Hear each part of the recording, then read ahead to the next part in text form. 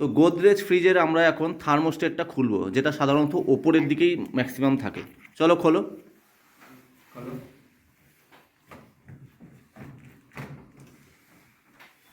দেখছো খোলার পরে এই হচ্ছে আমাদের থার্মোস্টেট।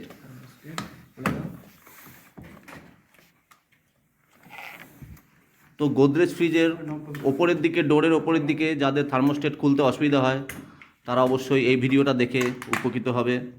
চ্যানেলটা অবশ্যই সাবস্ক্রাইব করবে, লাইক দেবে ও শেয়ার করবে।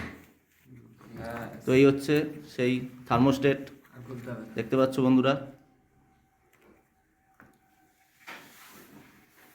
আমরা এভাবেই খুলে সমস্ত জিনিস ওপেনভাবে আমরা দেখাই, স্টুডেন্টরা যেন ভালো করে জিনিসটা কাজটা শিখতে পারে।